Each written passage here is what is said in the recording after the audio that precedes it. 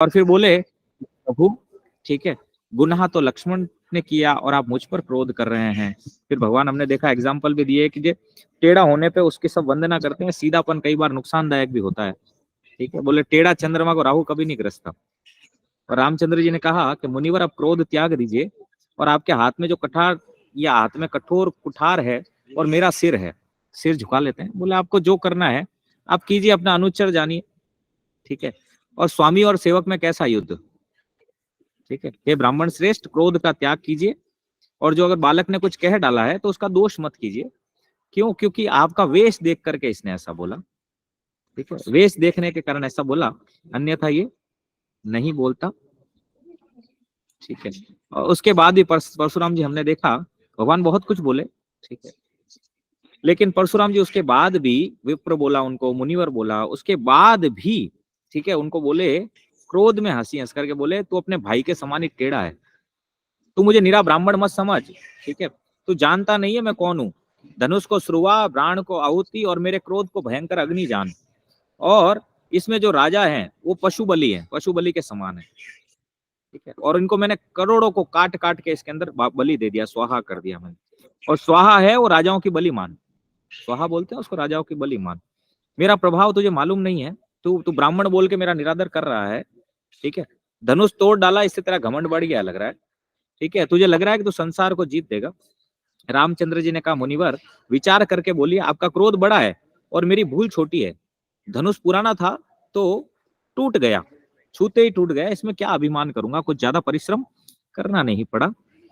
हे भृगुनाथ, ठीक है, यदि हम सचमुच ब्राह्मण कहकर निरादर करते तो ये सत्य सुनिए। बोला आपको लगता है ब्राह्मण कहकर हम आपका निरादर कर रहे हैं, तो इस बात सत्य बात को सुनिए। संसार में ऐसा कौन सा योद्धा है जिसे हम डर के मारे मस्तक नवाएं? हम किसी का के मस्तक नवाते नहीं है।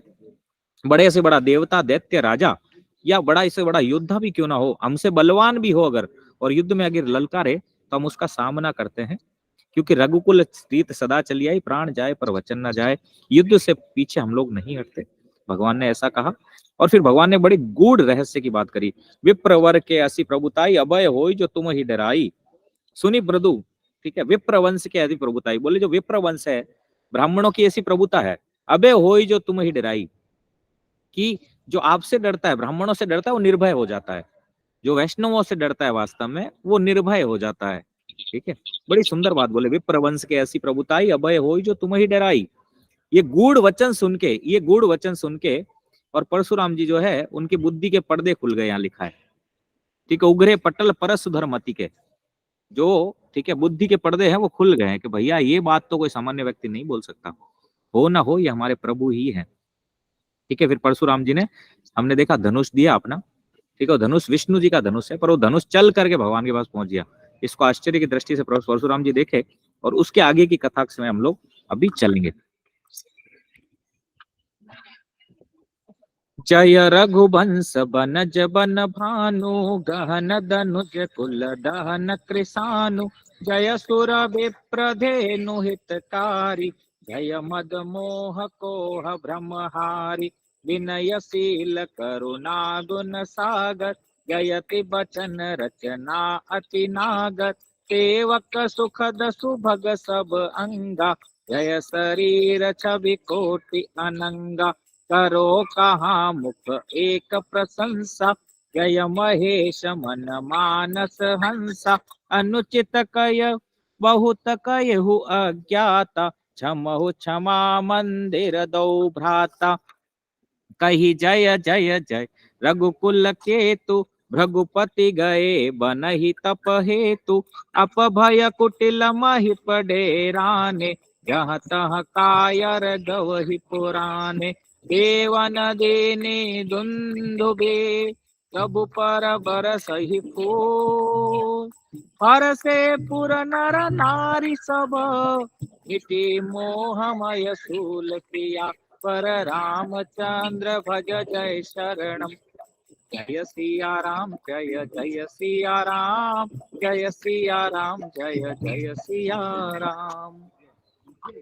कि हमने देखा परशुराम जी जो है आगे बोल रहे हैं कि हे रघुकुल रूपी कमल वन के सूर्य, हे राक्षसों के कुल रूपी घने जंगल को जलाने वाले अग्नि, आपकी जय हो। हे देवता, ब्राह्मण और गो का हित करने वाले, आपकी जय हो। हे मद मोह क्रोध और भ्रम के हरने वाले आपकी जय हो। बड़ी सुंदर स्तुति कर रहे हैं यहाँ पर कि रघुकुल कमल वन के सूर्य, रघुकुल रूपी जो कमल वन है उसके सूर्य, हे राक्षसों के कुल रूपी घने जंगल को जलाने वाले अग्नि आपकी जय हो। देवता ब्राह्मण और गो का हित करने वाले, वो वचन भी इसीलिए बोले थे, इसलिए उनको पता चला कि भगवान कौन है, आपकी जय हो। और आगे एक और शब्द, बड़ा उचित शब्द बोले, हे मद मोह क्रोध और भ्रम को हरने वाले, क्योंकि वो भी क्रोध में थे और अहंकार में भी थे, इसका हरण करने वाले भगवान है, आपकी जय हो। हे विनय शील कृपा आदि गुणों से, गुणों के समुद्र और वचनों की शरीर में अत्यंत चतुर, बोले वचनों की रचना में अत्यंत चतुर है, आपकी जय हो। हे सेवकों को सुख देने वाले, सब अंगों से सुंदर और शरीर में करोड़ों कामदेवों की छवि धारण करने वाले प्रभु, आपकी जय हो। मैं एक मुख से आपकी क्या प्रशंसा करूं, महादेव जी के मन रूपी मान सरोवर के हंस, आपकी जय हो। मैंने अनजाने में आपको बहुत से अनुचित वचन कहे, हे क्षमा के मंदिर दोनों भाई, मुझे क्षमा कीजिए। देखो यहाँ परशुराम जी क्षमा याचना कर रहे हैं, इतनी देर भगवान क्षमा याचना कर रहे थे, ठीक है, लक्ष्मण जी क्षमा याचना कर रहे थे, पर ये सुन नहीं रहे थे। अब सोचो इनके साथ भी भगवान ऐसा ही व्यवहार करे तो, पर भगवान ऐसा व्यवहार नहीं करेंगे, ठीक है। क्षमा मांग रहे हैं कि मैं एक मुख से आपकी क्या प्रशंसा करूं, आप महादेव जी के मन रूपी हंस में निवास करते हैं, ठीक है, मान सरोवर महाराज, ठीक है, महादेव का जो मन है वो मान सरोवर के नाम मान सरोवर के समान स्वच्छ है, उसके हंस आपकी जय हो। बोले मैंने बहुत अनुचित वचन कहे आपको, पर आप क्षमा के मंदिर हैं दोनों भाई, आप दोनों भाई जो हैं वो क्षमा के मंदिर हैं, इसलिए मुझे क्षमा कर दीजिए। हे रघुकुल के पताका स्वरूप श्री रामचंद्र जी, आपकी जय हो, जय हो, जय हो। ऐसा कहकर परशुराम जी तप के लिए वन को चले गए। दुष्ट राजा लोग बिना कारण ही मन कल्पित डर से श्री रामचंद्र जी से तो परशुराम जी भी हार गए, हमने इनका अपमान किया था, अब कहीं ये उनका बदला न ले, इस व्यर्थ डर से डर गए, वे कायर चुपके से जहां तहां भाग गए। अब क्या हुआ, ऐसा कहा उन्होंने, ठीक है, और बोले हे रघुकुल के पताका स्वरूप श्री रामचंद्र जी, आपकी जय हो, आपकी जय हो, आपकी जय हो।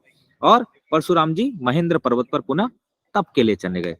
जब दुष्ट राजा लोग, हमने देखा, वो जब देखे, ठीक है, कि भैया परशुराम जी भी हार गए इन रामचंद्र जी से, तो जिनसे हम डर रहे थे उन वो भी हार के चले गए, तब हमने भी इनका अपराध किया, हमें तो चुपके से यहाँ से निकल लेना चाहिए। तब एक कायर राजा लोग भी वहां से चुपके से निकल लिए। देवताओं ने नगाड़े बजाए, प्रभु के ऊपर फूल बरसाए, जनकपुर के स्त्री पुरुष सब हर्षित हो गए, उनका मोहमय अज्ञान से उत्पन्न सूल मिट गया। आगे चलते हैं क्या होता है, जनकपुरी के जो वासी हैं बड़े सुखी हुए, ये सब देख करके, जो सब डरे हुए थे वे सब खुश हो गए। अति गह गहे बाजन बाजा, सब ही मनोहर मंगल साजे, जूथ जूथ मिल सुमुखी सुनयनी, करहि गान कल कोकिल बयनी, सुख विदेह कर बरनी न जाय, जन्म दरिद्र मनहु निधि पाई, विगत त्रास भई सिय सुखारी, जनु विदु उदय चकोर कुमारी, जनक के न कौशक ही प्रणाम, प्रभु प्रसाद सुन, प्रभु प्रसाद धनु भंजो राम, मोहि कृत कृत्य की न दो भाई, अब जो उचित सो कहि गोसाई, कह मुनि सुनु नर नाथ प्रवीणा, रहा विवाह चाप आदीना, टूटत ही धनु भयो विवाहु, सुर नर नाग विदित सब काहु, तदपि जाय तुम करहु अब, यथा वंश व्यवहारु, बूझी विप्रकुल वृद्ध गुरु, वेद विदित आचारु, सियावर रामचंद्र भज जय शरणम, जय सिया राम, जय जय सिया राम, जय सिया राम, जय सिया राम। खूब जोर से बाजे बजने लगे, सभी ने मंगोल मनोहर साज सज गए, सुंदर मुख और सुंदर नेत्रों वाली तथा कोयल के समान मधुर बोलने वाली स्त्रियां झुंड के झुंड मिलकर सुंदर गान करने लगी। जनक जी के सुख का वर्णन तो किया नहीं जा सकता, मानो जन्म का दरिद्री धन का खजाना पा गया हो। बोले जनक जी के सुख का तो वर्णन नहीं किया जा सकता, बोले कोई जन्म से दरिद्र है उसको धन का खजाना, धन क्या है यहाँ पर, राम और लक्ष्मण जी, गौर और श्याम वर्ण के ये दोनों जो हैं, ठीक है, ये धन है वास्तव में। सीता जी का भय जाता रहा, वे ऐसी सुखी हुई जैसे चंद्रमा के उदय होने से चकोर की कन्या सुखी होती है। जनक जी ने विश्वामित्र जी को प्रणाम किया और कहा, प्रभु ही की कृपा से श्री रामचंद्र जी ने धनुष तोड़ा है। दोनों भाइयों ने मुझे कृतार्थ कर लिया है स्वामी, अब जो उचित हो सो कहिए। जनक जी ने जो है विश्वामित्र जी को प्रणाम किया और बोले, प्रभु की कृपा से रामचंद्र जी ने धनुष तोड़ा है। दोनों भाइयों ने मुझे कृतार्थ कर लिया, मेरी वाणी को सत्य सिद्ध कर दिया है स्वामी, अब जो उचित हो कहिए। मुनि ने कहा, हे चतुर नरेश सुनो, यूं तो विवाह धनुष के अधीन था, धनुष के टूटते ही विवाह हो गया। बोले यूं तो देखो विवाह हो गया, धनुष के अधीन था विवाह, जैसे ही धनुष टूटा तो विवाह भी हो गया। देवता मनुष्य और नाग सब किसी को यह मालूम है, तथापि तुम जाकर अपने कुल का जैसा व्यवहार करो, ब्राह्मणों कुल के बूढ़ों और गुरुओं से पूछकर, और वेदों में वर्णित जैसा आचार हो वैसा करो। बोले वैसे देखो विवाह तो हो गया है, फिर भी आप जो अपने कुल का व्यवहार है, अपने कुल के जो ब्राह्मण हैं, बूढ़े हैं, गुरु है, उनसे पूछो, और वेदों में वर्णित जैसा आचार है उसके अनुसार ही विवाह का संस्कार करो। दूत अवधपुर पठवऊ जाई, आनहि नप दशरथ ही बोलाई, मुदित राव कही भले ही कृपाला, पठय दूत बोली ते ही काला, बहुरी महाजन सकल बोलाए, आय सबन सादर सिर नाय, हाट बाट मंदिर सुरबासा, नगर संवारहु चारि पासा, हर्षि चले निज निज ग्रह आए, पुनि परिचारक बोल पठाए, रचौ विचित्र वितान बनाई, फिर धरि बचन चले सचुपाई, पठय बोल गुण किन नाना, के बितान विधि कुशल सुजाना, हृदय बंदित न कीन आरंभा, फिर ते कनक कदली के खंबा, हरित मनिन के पत्र फला, पदुमराग के फूल, रचना देखी विचित्र अति, मनु बिरंच कर भूल, सियावर रामचंद्र भज जय शरणम, जय सिया राम जय जय सिया राम, जय सिया राम जय जय सिया राम। अब क्या हुआ कि जाकर अयोध्या में दूत भेजो। बोले अब जो विवाह करना है तो अयोध्या में भी दूत भेजो, और राजा दशरथ को बुला लावे वो दूत। राजा ने प्रसन्न होकर कहा, हे कृपालु, बहुत अच्छा। उसी समय दूतों को बुला करके और भेज दिया।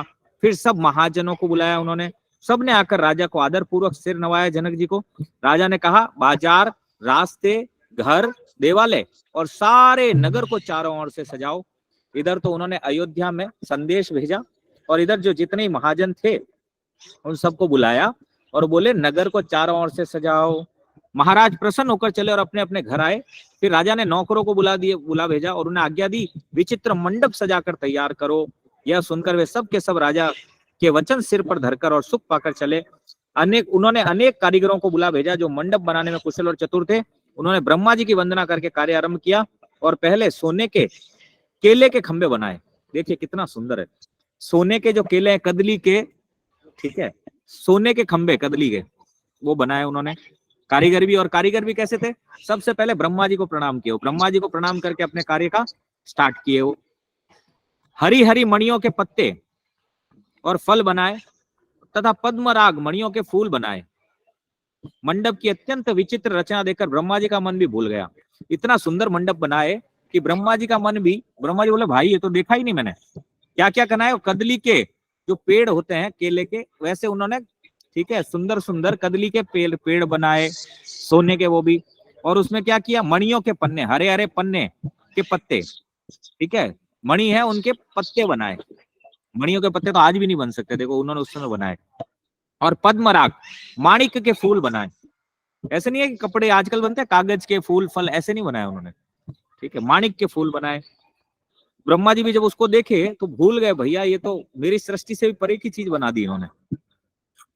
बेनु हरित मणिमय सब कीने, सरल सपर पर ही नहीं छीने, कनक कलित अहि बेली बनाई, लखी नहीं परई सपर न सुहाई, कही के रचि पचि बंद बनाए, बिच बिच मुक्ता दाम सुहाय, मानिक मरकत कुल सपिरोजा, पीर कोरि पचि रचे सरोजा, पिये भृंग बहुरंग विहंगा, कुंजहि कुंजहि पवन प्रसंगा, सुर प्रतिमा कंबन कड़ी गाड़ी, मंगल द्रव्य लिए सब ठाड़ी, चौके भांति अनेक पुराए, सिंधुर मणिमय सहज सुहाई। सौरभ पल्लव सुबग सुठी, किए नील मणि कोरी, हेम बोर मरकत धवरी, लसत पाट मय डोरी, सियावर रामचंद्र भज जय शरण, जय सिया राम जय जय सिया राम, जय सिया राम जय जय सिया राम। अब क्या हुआ, सुंदर तैयारी चल रही है। जनक नंदनी और कौशल्यानंदन, इनके विवाह का तैयारी चल रहा है। सुंदर मंडप सज करके तैयार हुआ है। बांस सब हरी भरी मणियों के सीधे और गांठों से युक्त ऐसे बनाए जो पहचाने नहीं जाते कि मणियों के हैं या साधारण। जो बांस है वो बांस नहीं लाए गए, नॉर्मल बांस नहीं लाए गए, मणियों के बांस बनाए गए। जो मणियां हैं हरी हरी, ठीक है, मणियां है उसके बांस बनाए गए। वो ऐसे पहचान में नहीं आते भाई ये रियल बांस है या वास्तव मणियों के बांस है, पहचान में नहीं आते। सोने की सुंदर नाग बेली पान की लता बनाई, ठीक है, सोने की पान की लता बनाई, स्वर्ण की, जो पत्तों सहित ऐसी मालूम होती थी कि पहचान ही नहीं जाती थी। जो पत्तों के समान ऐसी थी, पहचान ही नहीं जाती थी कि भैया माणक मोती से बनी है या वास्तव में ये ओरिजिनल है। उसी नागबेली के रचकर और पच्ची कारीगर के बंधन बनाए गए, बांधने की रस्सी उन सब से बांध करके बंधन बनाए गए। बीच बीच में मोतियों की सुंदर झालरें लगाई गई। माणिक, पन्ने, हीरे और फिरोजे, इन रत्नों को चीर कर, कोर कर और पच्चीकारी करके इनके लाल, हरे, सफेद और फिरोजी रंग के कमल बनाए। देखो कितना था, आजकल तो देखने को भी नहीं मिलते हमें। माणिक, पन्ने, हीरे और फिरोजे, इन रत्नों को चीर करके और कोर करके पच्चीकारी बनाया है इसमें, मतलब चित्रकारी किया गया है इसमें। और इनके लाल, हरे, सफेद और फिरोजी रंग के कमल बनाए गए, इनसे कमल बनाए गए। कितना अद्भुत है। भौरे और बहुत रंगों के पक्षी बनाए जो हवा के सारे गूंजते और कूदते थे, ठीक है। भौरे और बहुत रंगों के पक्षी भी बनाए उनसे, ठीक है। इन्हीं माणिक, पन्ने, हीरे और मोती के, वो क्या करते थे, हवा के सारे, जैसे जैसे हवा चलती थी तो वो आवाज करते थे। कितना सुंदर है ना, आवाज भी करते थे। बहुत है बहुत। खंभों पर देवताओं की मूर्तियां गढ़कर निकाली जो सब मंगलमय द्रव्य लिए खड़ी थी। गज मुक्ताओं के सहज ही सुहावने अनेकों तरह के चौक पुराए गए, गज मुक्ताओं के चौक बनाए गए। और क्या किया गया, नीलमणि को कोरकर अत्यंत सुंदर आम के पत्ते बनाए। नीलमणि से, नीलमणि जो देखने में भी नहीं मिलती आजकल, नीलमणि के पत्ते बनाए। सोने के आम के फूल और रेशम की डोरी से बंधे हुए पन्ने के बने फलों के गुच्छे सुशोभित हैं। पन्ने से बनाए हुए, ठीक है, आम के फूल और रेशम के गुच्छे इनसे, ठीक है, बनाए गए। आगे देखते हैं और क्या क्या किए वो लोग। रचे रुचिर बर बंद निवारे, मनहु मनोभव फंद संवारे, कमल कलश अनेक बनाए, ध्वज पताक पट चमर सुहाय, दीप मनोहर मणिमय नाना, जाई न भरनि विचित्र बिताना, जहि मंडप दुल्हन बैदेई, तो बरने असीमति कवि केहि, दुल्हो राम रूप गुण सागर, तो बिथानु तिहु लोक उजागर, जनक भवन के शोभा जैसी, ग्रह ग्रह प्रतिपुर देख इतैसी, यही तिरहुति जहि समय विचारी, अति लघु लगहि पवन दस चारी, जो संपदा नीच ग्रह सोहा, तो बिलो किशोर नायक मोहा, वसई नगर जहि लक्ष्य करी, कपट नारी बर बेसु, यही पुर के शोभा कहत, सकुचहि सारद से सुसिया, पर रामचंद्र भज जय शरणम, जय सिया राम जय जय सिया राम, जय सिया राम जय जय सिया राम। ऐसे सुंदर और उत्तम बंधन बार बनाए मानो कामदेव ने फंदे सजाए हों। अनेकों मंगल कलश और सुंदर ध्वजा, पताका, पर्दे और चंवर बनाए गए, जिसमें मणियों के अनेक सुंदर दीपक हैं, दीपक भी मणियों के हैं। उस विचित्र मंडप का तो वर्णन नहीं किया जा सकता। जिस मंडप में जानकी जी दुल्हन होगी, किस कवि की ऐसी बुद्धि हो जो उसका वर्णन करे। जिस मंडप में रूप और गुणों के समुद्र श्री रामचंद्र जी दूल्हे होंगे, वह मंडप तीनों लोकों में प्रसिद्ध होना ही चाहिए। जनक जी के महल की जैसी शोभा है, वैसी शोभा नगर के प्रत्येक घर की दिखाई देती है। बोले जैसे राजा का घर है जनक जी का, ऐसे ही हर व्यक्ति का घर है, हर व्यक्ति के घर की शोभा भी ऐसी है अवधपुरी में। उस समय जिसने तिरहुत को देखा उसे 14 भुवन तुच्छ जान पड़ते। बोले जिसने भी उसको देखा, ठीक है, मंडप को, उसे लगता है 14 भुवन भी तुच्छ पड़ते हैं उसके आगे। ठीक है। जनकपुर में नीच के घर भी उस समय जो संपदा सुशोभित है उसे देखकर इंद्र भी मोहित हो जाता। बोले जो चांडाल होता है उस समय, जो सबसे निम्न काम करने वाला है, उसके घर में भी जो शोभा है, इंद्र की भी फीका है बेचारा उसके आगे। ऐसा लगता है इंद्र भी गरीब है उसके आगे। सोचिए क्या शोभा होगी वहां पे जनकपुरी के वासियों की। जिस नगर में साक्षात लक्ष्मी जी कपट से स्त्री का रूप सुंदर वेश बनाकर बसती है, उस पुर की शोभा का वर्णन करने में सरस्वती और शेष जी भी सकुचाते हैं, क्यों ना हो। बोले जिस नगर में साक्षात लक्ष्मी जी जो है सुंदर स्त्री का वेश बना करके रह रही है, उस पुर की शोभा का वर्णन किया नहीं जा सकता। शेष और सरस्वती जी भी सकुचाते हैं, क्या वर्णन करे भाई। एक एक जगह ही इतनी महत्वपूर्ण है, इतनी अद्भुत है कि उसका वर्णन करने में पता नहीं कितने सालों बीत जाए, फिर भी वर्णन ना हो। पहुंचे दूत रामपुर पावन, हर से नगर बिलो की सुहावन।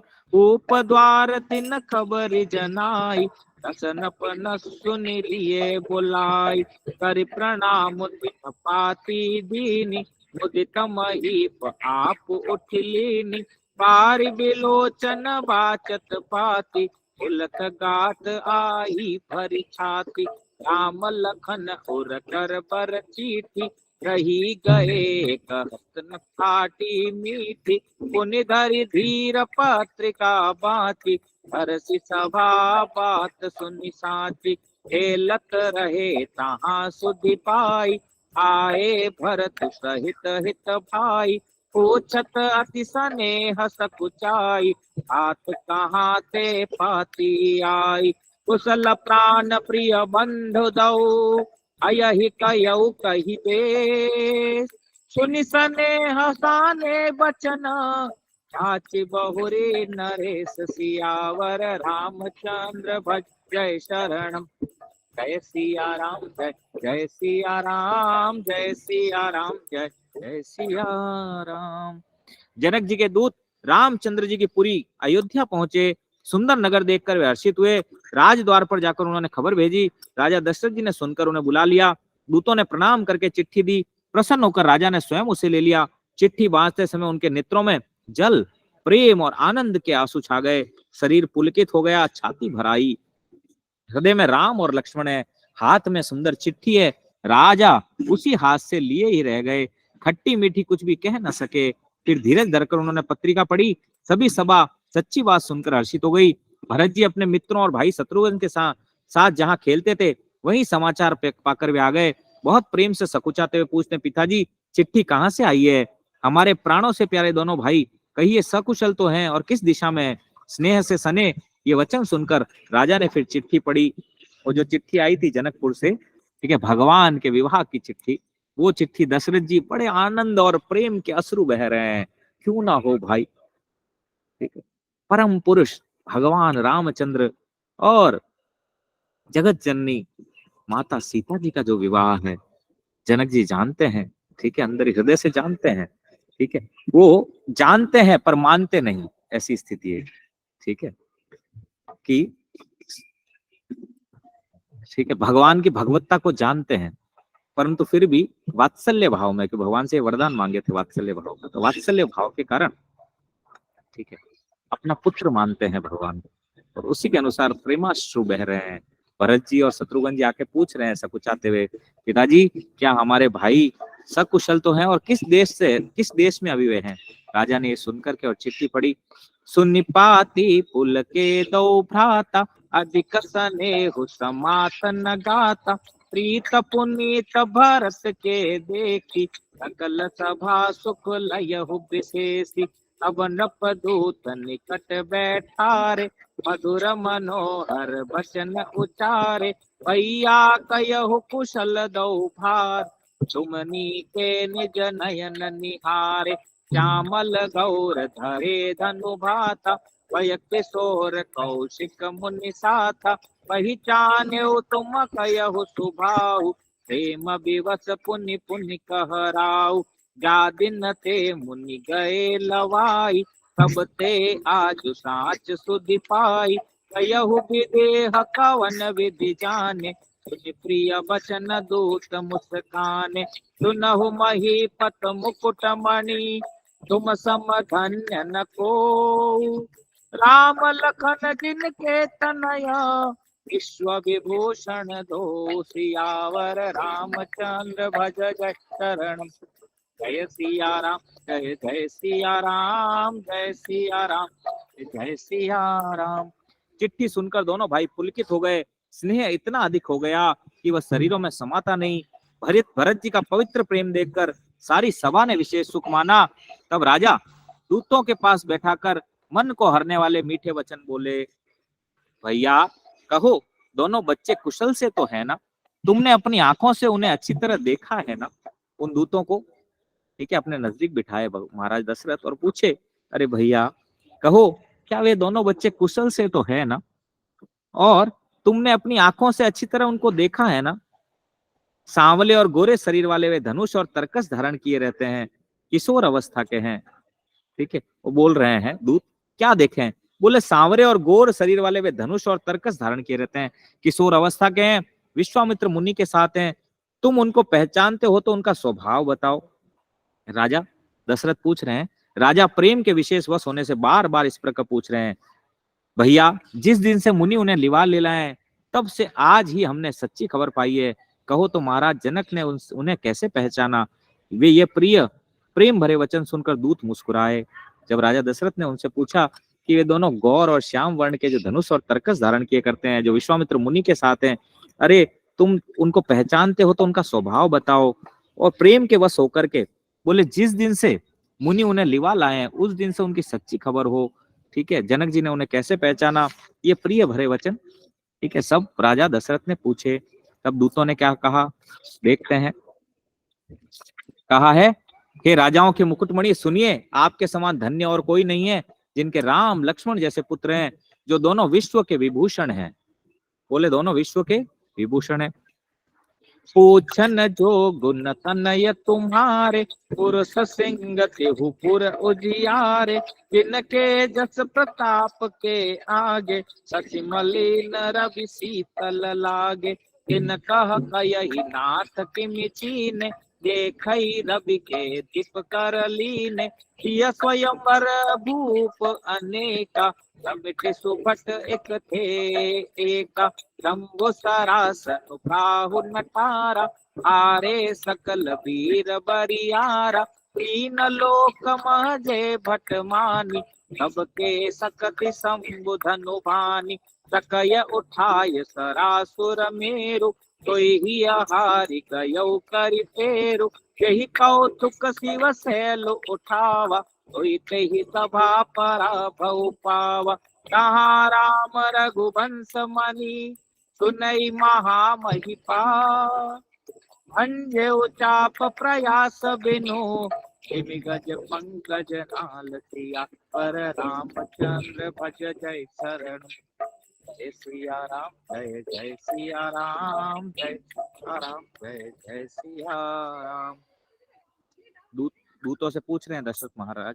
तो वे पूछे, आपके पुत्र पूछने योग्य नहीं है महाराज, वे पुरुष सिंह, तीनों लोकों के प्रकाश वे पुरुष के रूप में सिंह हैं और तीनों लोकों में प्रकाश करने वाले हैं, जिनके यश के आगे बेचारा चंद्रमा मलिन है और उनके प्रताप के आगे सूर्य शीतल लगता है केवल। हे नाथ, हरे कृष्ण, हे नाथ, उनके लिए आप कहते हैं कि उन्हें कैसे पहचाना? क्या सूर्य को हाथ में दीपक लेकर देखा जाता है? सीता जी के स्वयंवर में अनेकों राजा और एक से एक बढ़कर योद्धा एकत्र हुए। बोले महाराज आप उन्हें पहचानने की बात कर रहे हैं, क्या सूर्य को हाथ में दीपक लेकर के पहचाना जा सकता है? सीता जी के स्वयंवर में अनेकों राजा महाराजा एक से एक बढ़कर योद्धा आए हुए थे, परंतु शिव के धनुष को कोई हटा तक नहीं सका। सारे बलवान हार गए। तीनों लोकों में जो वीरता के अभिमानी थे, शिव जी के धनुष के आगे उन्होंने अपनी शक्ति तोड़ दी बेचारों ने। बाणासुर जो सुमेरु को भी उठा सकता था, वह हृदय में हार कर परिक्रमा करके चला गया। तो बोले जो बाणासुर जो सुमेरु पर्वत इस पृथ्वी, इस पूरे ब्रह्मांड चराचर का धूरी है सुमेरु पर्वत। जो बोलते हैं वो सुमेरु पर्वत को भी उठा सकता है। कितना ताकतवर होगा देखो बाणासुर। बोले वो भी क्या किया, हार गया बेचारा और परिक्रमा करके चला गया उस धनुष की। जो सुमेरु को उठा सकता है वो परिक्रमा करके चला गया बाणासुर। बाणासुर शिव जी का पार्षद है, नित्य पार्षद। ठीक है, जिसने खेल को ही खेल में ही कैसा कैलाश को उठा लिया था। कौन था बताओ जिसने खेल में ही कैलाश को उठा लिया था? किसने उठाया था? बाणासुर ने। हाँ, बाणासुर ने नहीं, बाणासुर तो हमने बता दिया अभी। बाणासुर तो सुमेरु को उठाया रावण था। ने रावण ने खेल में ही उसने खेल में ही उसने, ठीक है, उठा लिया था कैलाश को। बोले वो रावण भी उस सभा में पराजय को प्राप्त हुआ। वो रावण भी आया था पर धनुष को हिला भी नहीं पाया। हमने देखा तिल के दाने जितना भी कोई हिला नहीं पाया उस। तो हे महाराज सुनिए, वहां ऐसे ऐसे योद्धा हार मान गए, फिर भी रघुवंश मणि श्री रामचंद्र जी ने बिना ही प्रयास शिव जी के धनुष को वैसे ही तोड़ डाला जैसे हाथी कमल की डंडी को तोड़ डालता है। अब हाथी अगर कमल की डंडी को तोड़े तो उसको कोई परिश्रम लगता है क्या, बताइए? हाथी अगर कमल की डंडी को तोड़े कोई परिश्रम लगेगा उसको? हाँ, लगेगा परिश्रम? बताइए आप। पूनम माता जी, विलास माता जी, मनिंद्र जगदीश प्रभु, क्या परिश्रम होगा? नहीं प्रभु जी। नहीं प्रभु जी, बिल्कुल नहीं। हाथी कमल की डंडी को तोड़े तो क्या परिश्रम होगा उसके लिए। बोले ऐसे ही रघुकुल शिरोमणि श्री रामचंद्र जी ने खेल खेल में ही धनुष के 2 टुकड़े कर लिए। बोले जिस धनुष को बाणासुर और रावण तिल के दाने जितना हिला भी नहीं पाया। बाणासुर तो प्रणाम करके चला गया, रावण ने कोशिश किया पर तिल के दाने जितना हिला नहीं पाया। जो रावण, ठीक है, क्या नहीं करता था बताओ? ठीक है, वो रावण हिला नहीं पाया। ठीक है, आगे क्या कह रहे हैं? धनुष सुनि सरोस भृगुनायक आए, बहु भांति तिन आँखि दिखाए। देखी राम बलु निज धनु दीना, करि बहु विनय गवनु बन कीना। राजन राम अतुल बल तैसे, तेज निधान लखनु पुनि तैसे। कंपहि भूप बिलोकत जाके, जिमि गज हरि किशोर के ताके। देव देखि तव बालक दो, अब न आँख तर आवत को। दूत बचन रचना प्रिय लागी, प्रेम प्रताप वीर रस पागी। सभा समेत राउ अनुरागे, दूतन देत निछावरी लागे। कही अनीति ते मुदहि काना, धर्म विचार सबहि सुख माना। तब उठी भूप वशिष्ठ कहू, दीनि पत्रिका जाय। कथा सुनाई गुरही सब, सादर दूत बोलाई। सियावर रामचंद्र भज जय शरणम। जय सिया राम, जय जय सिया राम, जय सिया राम, जय जय सिया राम। फिर कह रहे हैं धनुष तो तोड़ दिया भगवान ने कमल की नाल के समान। जैसे हाथी खेल खेल में कमल की नाल उखाड़ लेता है, ऐसे ही धनुष टूटते ही परशुराम जी आए और उन्होंने बहुत प्रकार से आंखें दिखाई, क्रोध दिखाया। अंत में श्री रामचंद्र जी का बल देखकर उन्हें अपना धनुष दे दिया और बहुत प्रकार से विनती कर करके वन को गमन किया। हे राजन, जैसे रामचंद्र जी अतुलनीय बली हैं, वैसे ही तेज निदान फिर लक्ष्मण जी भी हैं, जिनके देखने मात्र से राजा लोग ऐसे कांप उठते हैं जैसे हाथी सिंह के बच्चे के ताकने से कांप उठते हैं। बोले रामचंद्र जी तो अतुलनीय बली है ही, उनके साथ जो लक्ष्मण जी हैं वो भी तेज के निधान है। कैसे? बोले उनको राजा देख करके ऐसे ही कांप उठते हैं बेचारे, जैसे हाथी सिंह के बच्चे को देख करके कांप उठता है। हे देव, आपके दोनों बालकों को देखने के बाद अब आंखों के नीचे कोई आता ही नहीं, हमारी दृष्टि पर कोई चढ़ता ही नहीं। कितनी सुंदर बात कह रहे हैं, देखिए जनकपुरी के वासी। बोले हे नाथ, आप कह रहे थे कि आपने देखा क्या उनको? दशरथ जी पूछे थे एक बात दोनों दूतों को, क्या आपने देखा था उन दोनों को? बोले जब से इन दोनों बालकों को देखा है, आपके इन दोनों गौर वर्ण और श्याम वर्ण को, तब से हे महाराज आंखों के नीचे कोई और आता ही नहीं। किसी और पर दृष्टि जाने का सवाल ही नहीं है कि उनको देखने के बाद किसी और को देखने की इच्छा करे ये आंखें। ठीक है, शिव जी तो बोले ना, हमने देखा था, जो आंखें हरि दर्शन न करे वे कौन सी आंखें हैं? क्या बोले थे? क्या बोले थे बताइए? पंख की है, मोर के ऊपर जो हाँ, तो इसीलिए ऐसी कोई दर्शन कर ले रामचंद्र जी के तो उसको कुछ और दर्शन करने की इच्छा नहीं रहती। यही वो कह रहे हैं प्रेम, प्रताप और वीर रस से पगी हुई दूतों की वचन रचना सबको बहुत प्रिय लगी। सभा सहित राजा प्रेम से मग्न हो गए और दूतों को निछावर देने लगे। उन्हें निछावर देते देखकर यह नीति विरुद्ध है ऐसा कहकर दूत अपने हाथों से कान मूंदने लगे। धर्म को विचार कर उनका धर्मयुक्त बर्ताव देखकर सभी ने सुख माना। जब निछावर देने लगे, ठीक है, मणि माणिक उनकी मालाएं देने लगे उन दोनों दूतों को, तो उन्होंने अपने कान बंद कर दिए। कान बंद करके और ठीक है हाथों से कान मूंदने लगे और धर्म को विचार के बोले ये हमें नहीं चाहिए, हमने इसलिए नहीं कहा ये सब कि हमें इन चीजों की आवश्यकता है। दूत तो प्रसन्न होता है देखो दक्षिणा से, पर यहाँ देखो कितनी अद्भुत बात है, क्योंकि भगवान, जिनको भगवान को देख लिया उसको किसी और चीज की आवश्यकता ही कहाँ है। और हमने देखा इनके खुद के घर कैसे हैं, फिर भी भगवान को देखने में जो आनंद है, एक बार जो आके भगवान को देख ले उसको कुछ और देखने की इच्छा होगी भी नहीं, वो निछावर कर देगा सब कुछ अपना। हमने देखा वो निछावर भी कैसे कर रहे थे, निछावर भी ऐसे कर रहे थे, जो है सब कुछ लुटा रहे थे, ये भी नहीं देख रहे थे हमारे पास बचेगा क्या, भगवान है ही ऐसे। तब राजा ने उठकर वशिष्ठ जी के पास जाकर उन्हें पत्रिका दी। तब राजा दशरथ उठे और वशिष्ठ जी को पत्रिका दी और आदर पूर्वक दूतों को बुलाकर सारी कथा गुरु जी को सुना दी। सुनी बोले गुर अति सुख पाई, पुण्य पुरस कहु महि सुख छाई, जिमि सरिता सागर महु जाई, यद्यपि ताहि कामना नाहि, जिमि सुख संपत्ति बिनहि बुलाए, धर्मशील बहि जाय सुभाए, तुम गुरु विप्रदेनु सुर सेवी, शशि पुनीत कौशल्या देवी, सुकृति तुम समान जग माही, भयो न है को दो नाही, तुम ते अधिक पुण्य बढ़ा के, राजन राम सरिस सुतता के, वीर विनीत धर्म व्रत धारी, गुण सागर बर बालक चारी, तुम कहो सर्व काल कल्याण, तुझहु बरात बजाए दिशाना, और चलहु बेगी सुनि गुर बचना, भले ही नाथ सिरुनाई, भूपति गवने भवन तब, दूतन वासुदेवाय, सियावर रामचंद्र भज जय शरण, जय सिया राम जय जय सिया राम, जय सिया राम जय सिया राम। सब समाचार सुनकर और अत्यंत सुख पाकर गुरुजी बोले, पुण्यात्मा पुरुष के लिए पृथ्वी सुखों से छाई हुई है, जैसे नदियां समुद्र से आती है, यद्यपि समुद्र को नदी की कामना नहीं है। सब समाचार जब गुरुजी ने सुने तो गुरुजी बोले, पुण्यात्मा पुरुष के लिए तो सुख, धरती पर सुख ही सुख है जो पुण्यात्मा है, जैसे नदियां समुद्र में जाती है, यद्यपि समुद्र को नदी की कामना नहीं है। पुण्यात्माओं को नहीं चाहिए कुछ भी संसार की वस्तु, जैसे भक्त हैं उनको संसार की वस्तुओं की आवश्यकता नहीं है, परंतु संसार की वस्तु भगवान की सेवा में लगाते हैं, जैसे समुद्र को नदी की कामना नहीं है, ठीक है।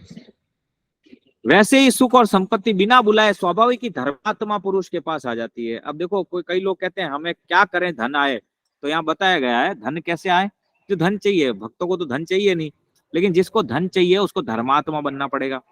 धर्मात्मा पुरुष के पास धन ऐसे ही आता है जैसे समुद्र में नदियां आती है।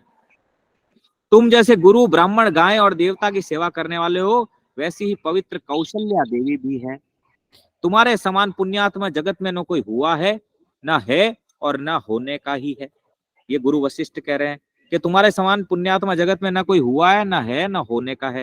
हे राजन, तुमसे अधिक पुण्य और किसका होगा, जिसके राम सरीखे पुत्र हैं और जिसके चारों बालक वीर, विनम्र, धर्म का व्रत धारण करने वाले और गुणों के सुंदर समुद्र हैं। तुम्हारे लिए सभी कालों में कल्याण है, अतएव डंका बजवाकर बारात सजाओ। तब गुरुदेव ने बोला, डंके के साथ बारात चलवाओ। अरे तुमसे ज्यादा भाग्यशाली कौन होगा हे दशरथ, पुण्यात्मा भी हो और ऐसी ही कौशल्या जी भी पुण्यात्मा है, और तो और राम लक्ष्मण भरत शत्रुघ्न जैसे पुण्यात्मा वीर, विनम्र, धर्म का व्रत धारण करने वाले और गुणों के समुद्र तुम्हारे पुत्र हैं, तो तुम्हारा तो सभी कालों में कल्याण है। हे दशरथ, जाओ और बारात डंके के साथ सजाओ और जल्दी करो। गुरुजी के ऐसे वचन सुनकर हे नाथ बहुत अच्छा कहकर सिर नवाकर तथा दूतों को डेरा दिलवाकर राजा महल में गए।